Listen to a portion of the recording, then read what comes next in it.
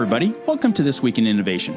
On today's show, Sathianathan Abrams, co-founder and general partner at 8-Bit Capital and co-founder and managing partner of Founders Den, joins Brian and I for a discussion about life as an entrepreneur and a VC.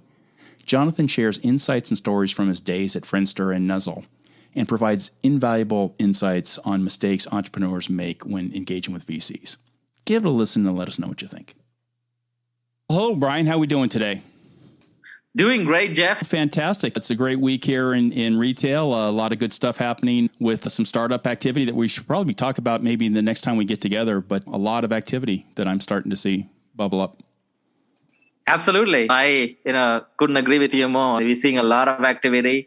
We are seeing activity on the startup investment space, significant ramp up of activity. And also we are seeing a lot of activity in large companies adapting a lot of startup tech as well from our vantage point at Iterate. And today I'm super excited to have one of our guest speakers, Sathianathan Abrams. For those who don't know, Sathianathan is a very prominent figure in Silicon Valley. And in fact, one of the early founders of Friendster, a path that eventually led to a lot of social networks. And today the communities we have around Facebook and others, it's all, earlier, it all started with Friendster several years ago.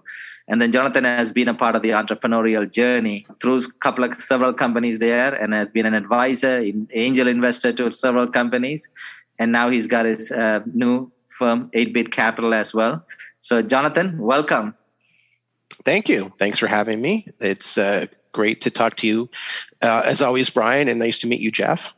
Great, Sathianathan. And Sathianathan, we would love for our audience to hear your story from the early inception of the Friendster days to your journey here to 8-Bit Cap. Sure. Friendster was the middle of my career. I am originally from Canada, grew up in Toronto, even though I've been in Silicon Valley and San Francisco for a long time. So I started my career doing telecommunications software and moved to Silicon Valley many years ago to work at Netscape. And Friendster was the second company I founded. And after founding 4 startups in a row, very recently, my longtime business partner, Kent Lindstrom, and I co-founded 8-Bit Capital. I guess technically now I'm a VC. I really still think of myself more as an entrepreneur, but just very recently, I've made that transition. And at the beginning of my career was software engineer, and then for many years, entrepreneur. Now Kent and I are full-time investors, even though we're still entrepreneurs, because of course we've started our own firm. And what we're really doing is an extension of the work we've been doing for a long time. We've been advising and mentoring other entrepreneurs as well as investing for a long time, and now we're doing it full time at 8-Bit Capital. Super great, Sathianathan, and congratulations on the new capital. And I can clearly see your passion aligning really well for investment because you've been in this space for such a long time. And I strongly believe that entrepreneurs can learn a lot from the vast amount of experience that you bring throughout the times. Sathianathan, one question though is what gaps did you see? What is sort of the investment thesis for 8-Bit Capital? Tell us a little bit about 8-Bit Capital specifically. Our thesis is all around connecting people. So 8-Bit Capital invests in startups that connect people or businesses in new ways. And that's what Kent and I have always been interested in. And I think the theme of my work from Nortel in Canada to Netscape to Friendster to a lot of what I was investing in before 8-Bit Capital and what we're investing in now at 8-Bit Capital has been about connecting people. It's been about the intersection of software and networks. And so that's what we're really focused on. It's basically doing what we know. Most of our companies that we're investing in are these days in SaaS, future of work, cloud computing, fintech, but it's really the intersection of software and networks. And I'm not really sure if I could say there's a gap in the market. I think as a lot of people know, there have been a lot of new firms. So on the bottom end, there's micro funds, nano funds, rolling funds, angels, syndicates. There's a lot going on. And then at the other end, there's been a huge amount of late stage capital and hedge funds investing in startups and tech. I'm not sure if anybody really thinks there's a big gap in the market, but for us, there are 3 reasons why we decided to do this. And we got the idea because we'd seen friends of ours start their own venture capital firms. One of the guys who co-founded Founders Den with me co-founded a firm called DCVC that's been extremely successful, investing in deep tech and frontier tech. Friendster Friendster, our former Friendster colleague, Jim Scheinman, somebody that Kent and I worked with at Friendster. He founded a firm called Maven Ventures, and he was actually the first VC in Zoom and came up with the name Zoom. So we'd seen friends of ours do this, and it really seemed like an obvious next thing for us because we have spent so much time in the ecosystem mentoring and helping other entrepreneurs. And the three reasons why we decided to do it was, one, we really enjoy helping other entrepreneurs and working with them. And we've been doing that for many years prior to starting Apex Capital. In fact, that's how Kent and I met. We met at an event where we were giving advice to other entrepreneurs, and Kent actually invested as an angel investor in Friendster back way before the company had venture capital or an office or anything, when people still thought the idea of social networking was crazy. And he just started helping me out so much that I asked him to join the management team. So we've been helping other entrepreneurs for a long time. We enjoy doing it. We also have been successful as angel investors, so we thought it did make sense for us to do investing full time. We thought we'd be able to be successful doing it. And then the other thing is, even though I'm not sure there's a gap in the market, the feedback we have received from entrepreneurs, both before starting Apex Capital and at Apex Capital, has been that the advice that and help we've given entrepreneurs has been better than they were getting from their other investors. And that's just the feedback we've received consistently. That made us think that there may not be a gap. There's a lot of other investors and investing firms out there, but it certainly seemed like entrepreneurs were excited about the opportunity to work with us. Absolutely, Jonathan. I think what's really interesting is also one of the points that you talked about, the feedback that you're receiving from the market. Given the fact that you guys have been around and played several different roles in this whole startup ecosystem, right? Like founders, angel investors, advisors, you have seen a lot, right? So that kind of creates a lot of differentiation, I presume, right? For a lot of entrepreneurs can get very clear, some level of better direction in terms of challenges that they face as they go about this, embark on this journey. Yeah, I think entrepreneurs really do prefer to have investors who have been entrepreneurs, who've been in their shoes, who speak their language, who have both experience and empathy. And if you think about some of the newer venture capital firms like Andreessen Horowitz or Founders Fund or First Round Capital, that are newer firms that are already considered to be establishment and very successful, I think they have skewed towards firms that have been started by entrepreneurs. It certainly seems like something entrepreneurs, and we've seen a trend where entrepreneurs, it's not just VCs who've been entrepreneurs, that there's a trend where I think even more than ever, entrepreneurs value having entrepreneur or operator angels involved in companies, not just necessarily at the beginning, because maybe you're not ready to raise venture capital and you just need some angel investors to help you start because you're not quite there, but even in later rounds of funding, I think people are more and more valuing that operators and entrepreneurs as potential investors can sometimes bring things that may be different from or better than what you're getting from establishment financial investors. That definitely seems to be a trend. So at this point, Jonathan, are you investing across in early stage deals, or are you stage agnostic? We only invest at the early stage, and what that means is confusing these days because the terms keep changing. So today people talk about a Series A, and it's typically a $10 million plus round led by a very large venture firm in a company that usually has already raised multiple rounds of funding, seed funding, potentially led by institutional firms like Apex Capital. So once upon a time, what we today call a Series A would have been the Series B or C. For whatever the reason, we now have these silly terms, not only seed, but there's also pre-seed for the round that supposedly is before the seed. So we are early stage investors. A lot of giant firms still call themselves early stage investors, even though they're really not. We're not stage agnostic because Kent and I, as entrepreneurs, we're comfortable with high risk, high reward investing. We want to get involved in the companies early when we really can help out. So we ideally would like to be in the first round of funding for a company. And so the rounds that we participate are typically called either seed or pre-seed.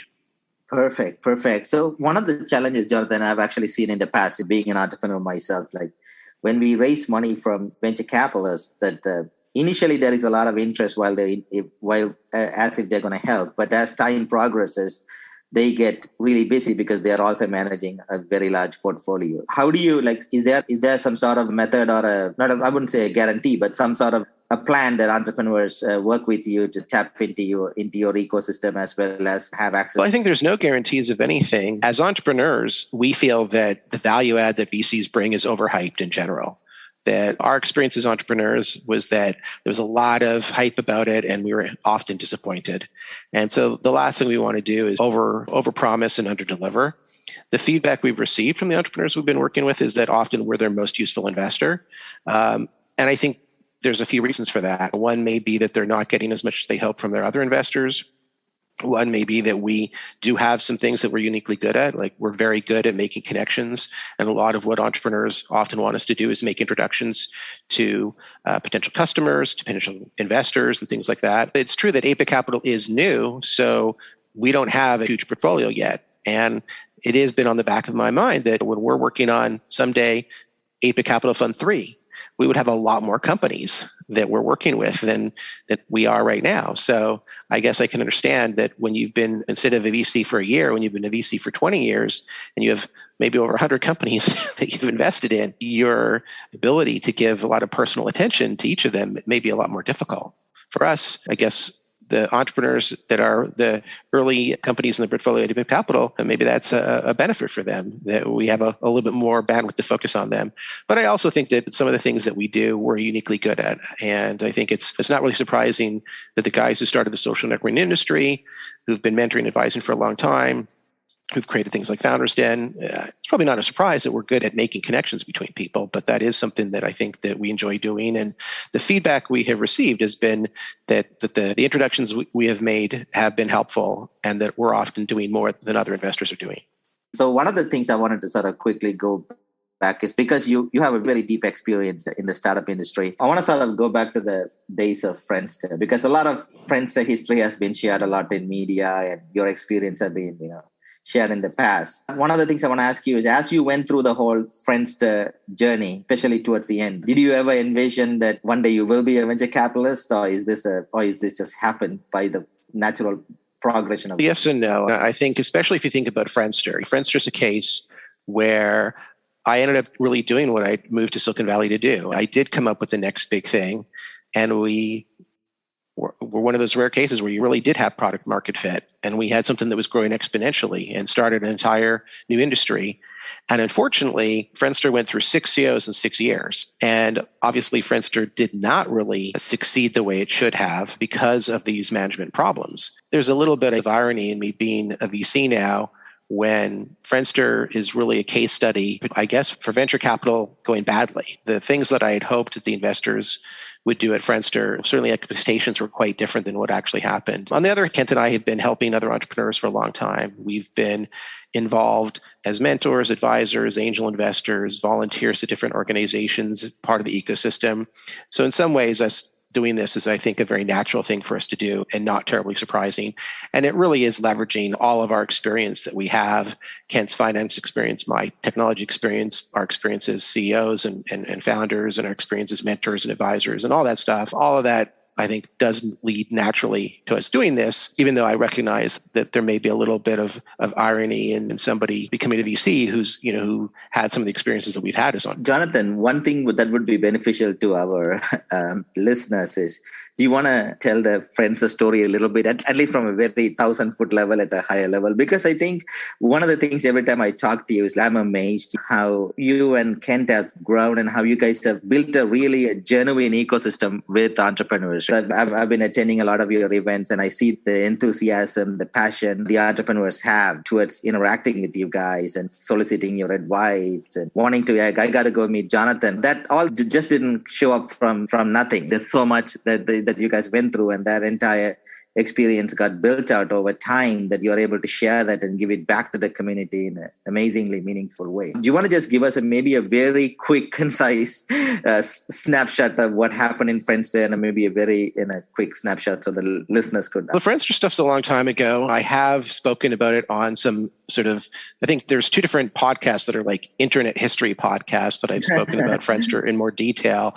But unfortunately, whatever you read about in like newspapers and magazine articles about Friendster has tended to be extremely inaccurate. And that's unfortunate because I don't think people really have learned maybe the lessons they should have. I think you're right about the connection between what we experienced through Friendster and some of the times that entrepreneurs reach out for us to advice. I think that there are people who have some clue about what happened at Friendster and realize that that's a story where things did not go the way they should have. And therefore, if they're having challenges as an entrepreneur, they might think to reach out to us for advice. But even before Friendster, I'd been on the advisory board of the Silicon Valley Association of Startup Entrepreneurs and doing things in the Silicon Valley ecosystem even before that. So that's something that I think Kent and I have just always been the kind of people who've been participating and giving back. When I moved to Silicon Valley from Canada, I didn't know anybody, and I was just immediately helped by so many people. And that's really part of what makes the Silicon Valley tech community special. We've always been trying to participate in that as well. In terms of what happened at Friendster, I mean,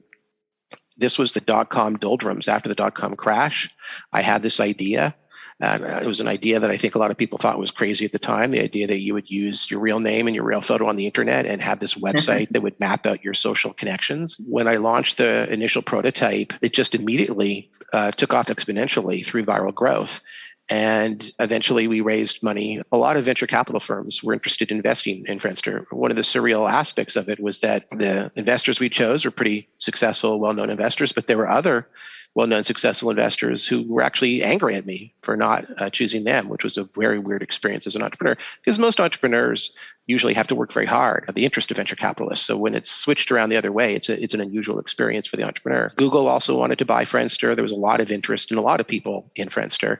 Unfortunately, after the company raised venture capital funding, I was quickly replaced as CEO. And I think, as I mentioned earlier, in fact, the company went through 6 different CEOs in 6 years, which is obviously not great. And ultimately, I wasn't working there anymore. We had a very large number of competitors, most of whom people have long forgotten. But there were, even before MySpace and Facebook, there was a huge number of other Friendster copycats, that many which were not successful. Google launched Google Plus or Coot, Google Buzz, maybe another one. There were just a lot of social networking sites copied from Friendster. For a while, MySpace was pretty successful. They were then bought by News Corp, and eventually Facebook broadened beyond college students and ended up doing quite well. One of the parts of this story that's not usually told is there were actually quite a few investors, advisors, and employees from Friendster who were involved early in Facebook. And that's not something a lot of people know because it's rarely been told. But eventually, I think Friendster really had a lot of technology problems that were, instead of fixed, they were made worse. Because of those problems, a lot of users left. And then eventually, Facebook became extremely successful and really ubiquitous. And Friendster was eventually sold to a company in Asia. And that company turned around and sold all our patents to Facebook. And so it was a disappointing outcome for, I think, a company that started an industry and had a lot of potential. Thank you, Jonathan, for telling us a story again. I'm sure people must be asking you the same history over and over again. And thank you for being patient with us. But what's really interesting is the spirit is still living on. What I mean is the patents and ideas and the concepts are still there inside Facebook. And a lot of few employees have joined there as well. So which creates it's still living, right? The concept is still alive. I think the concept has gone from us having this idea that people thought was a crazy idea and nobody would do back then. Now it's gone to the other extreme. Now today people are like, oh dear, social media has become toxic and it's having a negative effect on young people's lives. It's having a negative effect on the integrity of our elections. It's having a negative effect on the dissemination of accurate healthcare information. We've gone from this is a crazy idea, nobody will do that, to it growing exponentially. And today we now live in a very different phase of social media where we're suffering from the excesses of social media, unfortunately. And certainly one of the things that I never intended was that social networking sites would be used by minors, used by anybody below 18. And the idea of young people being on social networking sites, that was never part of my intention. I don't think it's a very good idea, but here we are. So let me ask you, because you highlighted a lot of the problems that's a part of the social growth and social media growth that society is facing more currently. And also this whole biasness of AI, because one of the topics, Jonathan, we covered was AI bias a few weeks before, you came in. So we had a lot of discussion with various computer science people and people in the industry about the AI bias and all the rabbit holes and recommendations and all the stuff that, that you typically, the challenges that you have in social media. Is this a problem at some point you would like to invest in as well to probably fix that? Or you may have a better, deeper understanding in terms of fixing it compared to people from the outside. Or is this not a problem that you're focusing at all or want to focus in the future? I think that at 8-Bit Capital, we are very focused on our fiduciary responsibilities to our investors and investing in things that we think will make a lot of money. And unfortunately, there's some companies that I think are trying to solve societal problems, but it's not necessarily good business.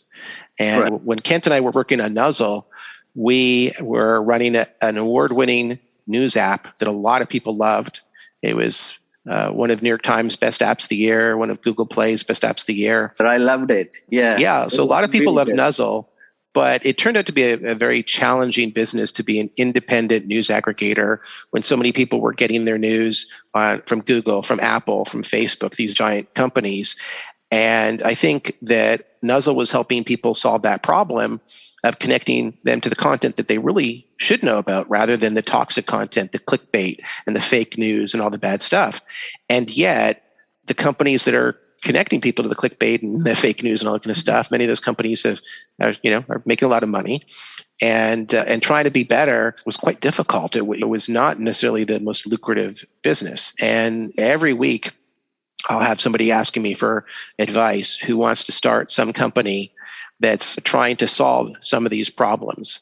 And they want a new social network or some new service that's going to be less toxic or respect privacy more or solve loneliness or solve jealousy or all these kind of things. I get asked for advice about these kind of things all the time.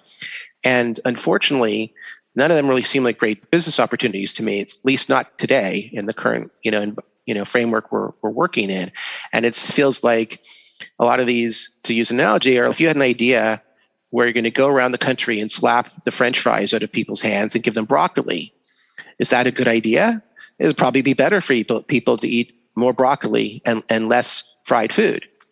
But I'm not sure that's a great business. People love French fries, and McDonald's sells French fries. And if everybody in the world wanted broccoli, McDonald's would start selling broccoli. A lot of these pitches I see really feel like that. And so I think the people talk about these as technology problems, but they're really much bigger problems. The problems. They're human problems. Yeah. They're human problems, and they're also problems about government and regulation and democracy. Because you can complain about the major tech and social media platforms and their role in disinformation and the spread of inaccurate content or whatever, but you have to remember that on Fox News every night, there's a lot of inaccurate information that's being broadcast.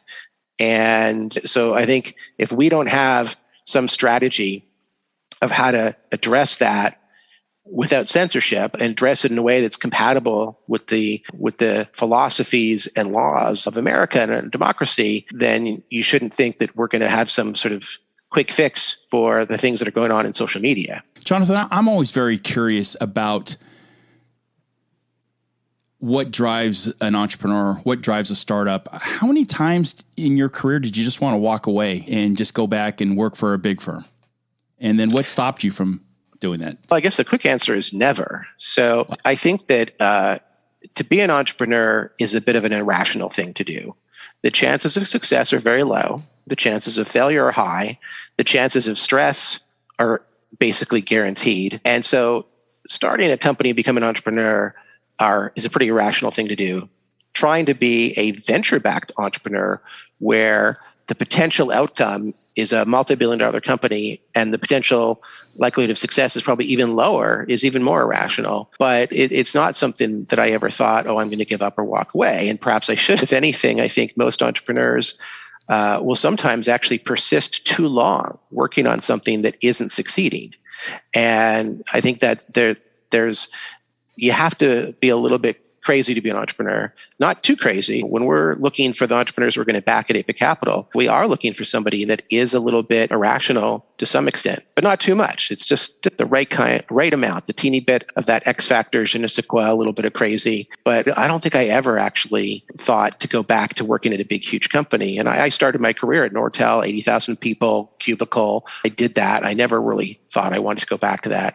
I have, with 8-Bit Capital, decided after starting 4 startups in a row, plus Founders Den, that I didn't necessarily want to start a 5th startup. We are building yet another business from scratch in building Ape Capital. And I would also say that when we started Ape Capital, we then were hit by COVID. The advice from a lot of pundits in 2020, just last year, to emerging managers and anybody who's working on starting a new venture capital firm, or actually the first, second, or third fund, is called an emerging manager. So we invest in startups at the seed stage, and then the bigger funds will put in the $10 million check when the companies may be beyond that seed stage. With venture capital funds, they call you an emerging manager if it's a new firm, or maybe even your first, second, or third fund.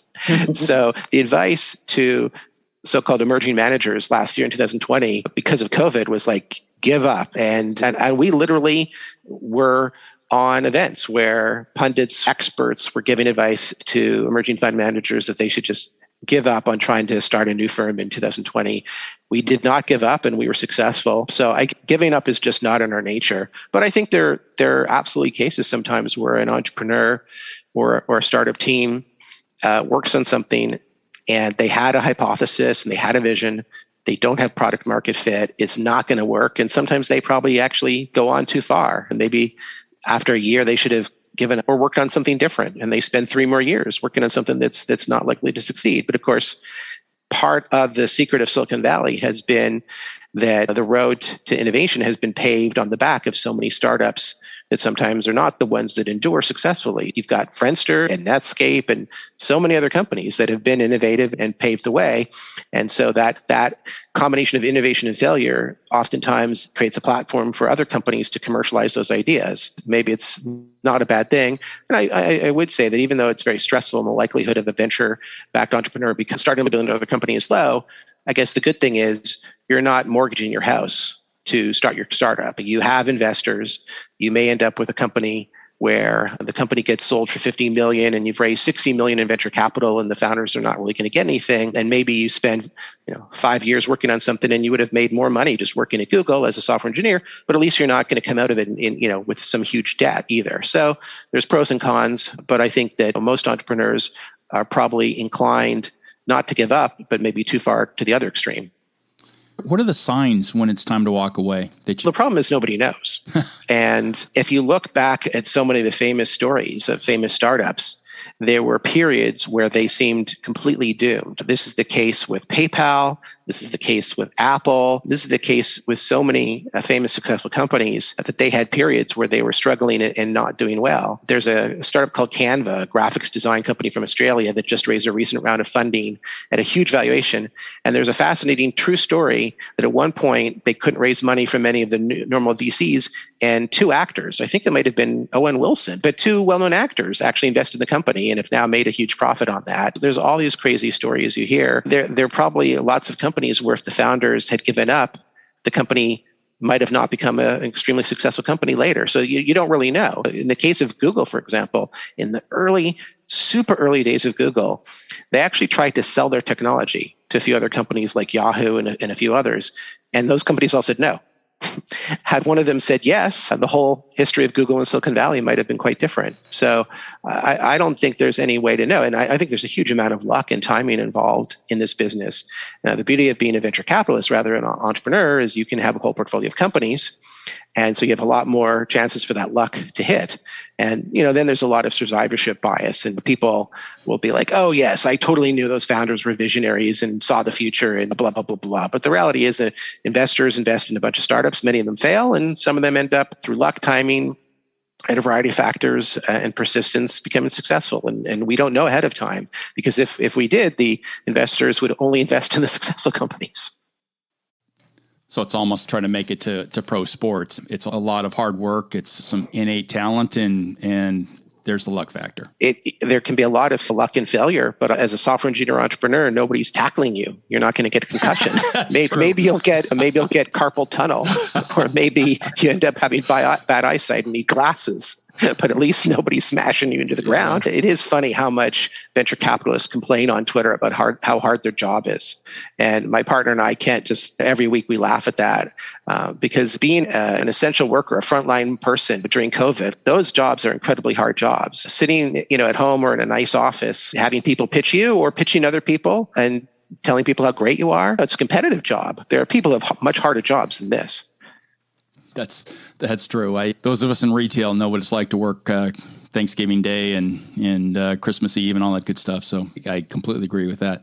Yeah, and I think the people on the front lines, airline employees, people at restaurants, all those people, they are victims of a lot of abuse and have a much harder job than somebody as fortunate, as me, who gets to work with great entrepreneurs and pick this one and invest in that one. And the hardest part of this job is still a lot easier than some other people's jobs.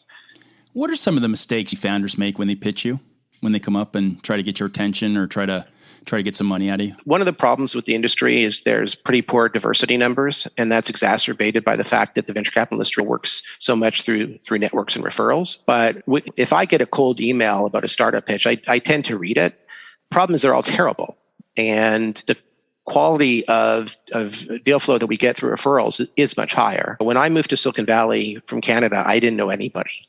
And within a few years, I had raised my first $1 million in venture capital, and there wasn't online networking back then. So I just had to go and do a lot of work to build a network and to get introductions. And so certainly if somebody can get an introduction to us, that is preferable. If somebody sends a cold email, maybe they're far away, they don't have connections to Silicon Valley, I'm probably going to read it. But most of those emails are terrible. Many of them are things that are absolutely not a fit for Apex Capital.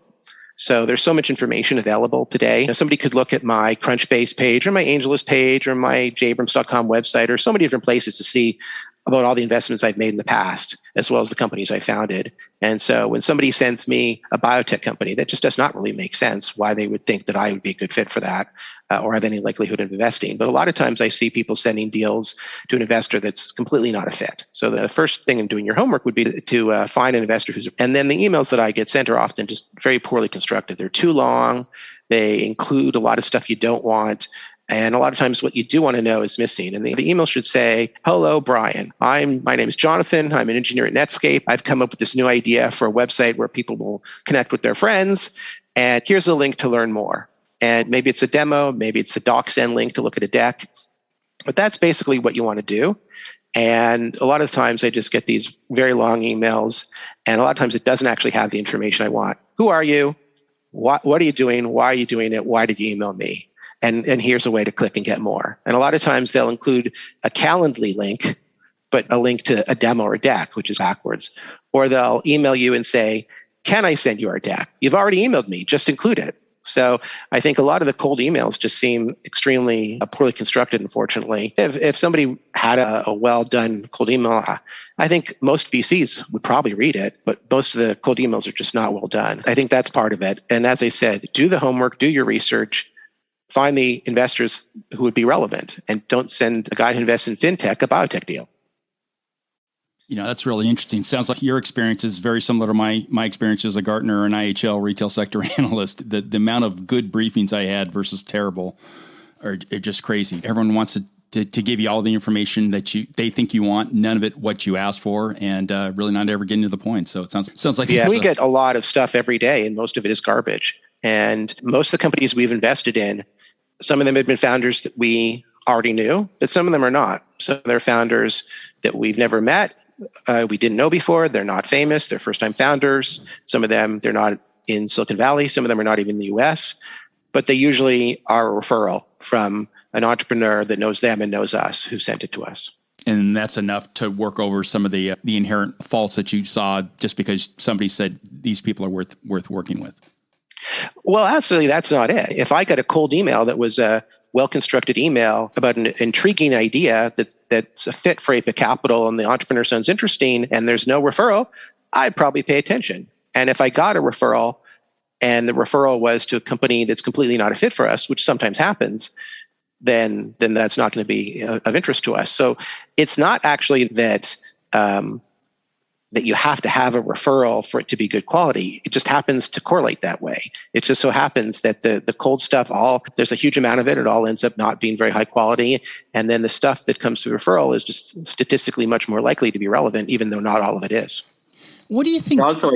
I think also, Jeff, that also correlates with the fact that a lot of times referrals, the people who are, because the community, the Silicon Valley and the surrounding communities, I think we all thrive along the sort of paid forward. And when somebody asks me for an introduction to Jonathan, I would already do my pre-vetting, right? I wouldn't just do a blind intro. Here you go. So a lot of times that there's a little bit of pre-vetting and pre-cleanup that comes along with that as well. Yeah, and it's a complicated issue because I'm well aware of the diversity problems in Silicon Valley and in venture capital. And Kent and I have both tried to do our part in a few ways to be part of improving those things.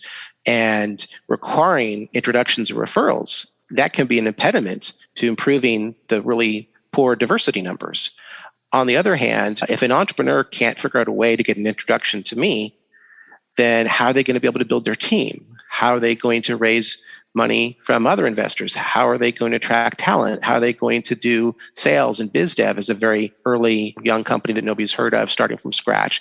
How are they going to do all those other things that an entrepreneur needs to do? Building talent and getting people's attention and networking is typically a core skill set that somebody on an entrepreneurial team probably needs to have. Absolutely. Because if they can't get an introduction, how are they going to get into a B2B company? Say they have a B2B product. How are they going to get to the vice president or the... Yeah. We do a lot of those intros. We make a lot of those types of customer and sales intros, but startups really need to be able to attract talent. And there's so many startups out there. And the rational thing would be to go and get a job at Google, not some crazy startup. And the minute somebody raises the capital they're looking to raise, the first thing they probably want to do is spend some of that capital they've raised to expand their team. And they need an ability to attract talent, and that's very competitive and difficult. Absolutely. Couldn't agree with you more, Jonathan. One final question I have, Jonathan. It's been super interesting, and thank you for all your insights. And I'm sure it'll be super helpful to our entrepreneurs and founders who are listening to this as well. Like, there is a lot of late stage investments, and especially you see all kinds of players coming into the institutional late stage game. And the companies that are traditional VCs have been doubling down, tripling down, as with SPACs and as well as with the unicorns. There has been a somewhat like sort of a early stage, there's been lots of VCs in the early stage, especially like you said, the emerging managers and so on. But still, there is just not enough funding to take them from the very early to move them through the funnel. But once the companies are invested and once rapid growth is found, then there is a lot of momentum to push them upwards. Where do you see all these things playing? Nobody knows. People have been saying that we've been in another tech bubble for at least 10 years. I started my first company during the dot-com boom. I went through the dot-com boom and crash as a first-time entrepreneur. And I think the companies that went public in 1999, many of those companies were not the highest quality companies. And the percentage of people who were online back then was really small compared to today. So I think the opportunities are really much bigger today.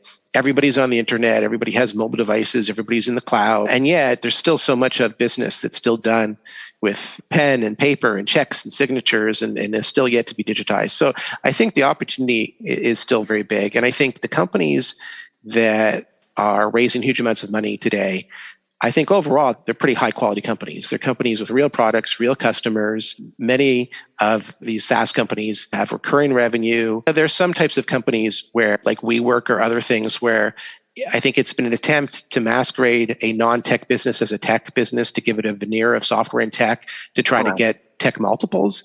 And it's not really a true software company. And if you have a car wash service or a maid service and you slap an app on it, that doesn't necessarily make it a software company. But there are a lot of really amazing software companies that have gone public recently or are about to, that are very high quality businesses with real products, real customers, and real recurring revenue. Nobody really knows how things are ultimately going to play out. I suspect that the SPAC boom will not last forever. There's so much buzz now and hype and distraction in Silicon Valley, though, now about things like cryptocurrencies and NFTs. And it's really hard to imagine how the NFT stuff is really sustainable. But in the things that we're investing in, e-commerce and fintech and cloud computing and SaaS and future of work, those things really seem to be investing in real businesses, participating in very long-term real megatrends. And I don't know if there'll be more cyclical ups and downs. The last time we really had a correction that was a true tech correction was the dot-com crash.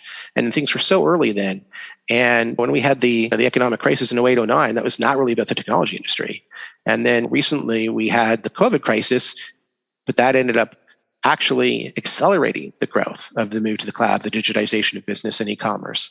And I think the trend of whether people are relying more or less on technology to run their business or get their groceries or do anything, I think the trend is that it continues to go up, not down. Absolutely, Jonathan. You're 100% right, because I think COVID's been a big accelerator. And even during the very early stages, even during the early 90s of the .com, the early 2000s, the .com crash, there were a few winners that came out of it, right? The Amazons of the world and the Googles of the world. Most things of 99 were actually correct. They were just too early. There were companies that went public and they just weren't really very strong businesses. But the companies that were trying to do online communication or online community, they were just too early. But all that obviously happened. You had Webvan, then later you had Instacart. There was a trend or buzzword back in 1999 called ASP, Application Service Provider, is really just SaaS, software as a service. Yeah, absolutely. I remember during my MBA, there was a Harvard School business case that said entirely on Webvan and how not to do another Webvan. But a few years later, you had all these delivery companies. It's amazing to see. I think it also goes back to your original point of how the size of the pie increased. The timing of the market wasn't right. Yeah, we were definitely too early then, and I don't really think things are as much on the bleeding edge now. Another thing I remember from 1999 era, or maybe even earlier than that, was this whole network computer concept that Oracle and Netscape and Sun were part of. And today we just call that cloud. And at one point, there were companies that wanted to have these network computing devices to sort of compete with the Intel and Microsoft devices. And today it's mostly just in the browser. But a lot of these concepts from the .com crash were not wrong. They were just too early, or the companies were just not well run. But a lot of those concepts, maybe they were too early, but they weren't actually wrong in the long term. Absolutely. Perfect, Jonathan. It has been a tremendous pleasure. And thank you for, sharing all these, great ideas and all your thoughts along with us. And it was also great to, hear about your new fund, all the interesting things that you're up to. We really thank you for participating with us. Jeff, do you have any last minute questions before close with Jonathan? Oh, I have about 15 more questions, but I'm going to save them. Maybe we can get Jonathan back. Brian, there's at least three new sessions we need to do. How to write a letter. The number one thing that just is screaming. How to write that. We'll do how to brief and then we'll test it on Jonathan too. Exactly. Well, you know what? That sounds great. I still need to do how to brief an analyst, and it sounds like how to write a letter like the 1A, 1B. I think I'll hang it up there. Jonathan, we kept it longer than we promised, but I'd sure would love to have you come back and we can delve into some of those other topics. It's been my pleasure, Jeff. It's great to meet you, and Brian, always great to chat with you. Likewise. Thank you, Jonathan. Thanks. Okay, bye-bye. Thanks for tuning into today's episode. For more info, refer to the pod notes below. If you enjoyed this episode, please consider giving us a 5-star rating and review. It really helps us grow. I'm your host, Jeff Roster, analyst at large. If you want to connect, follow us on Twitter at JeffPR or at Brian Sathianathan, or connect with us on LinkedIn. Visit my website at roster.retail.com or Brian's at Iterate.ai. Until next time, stay safe and have a great week.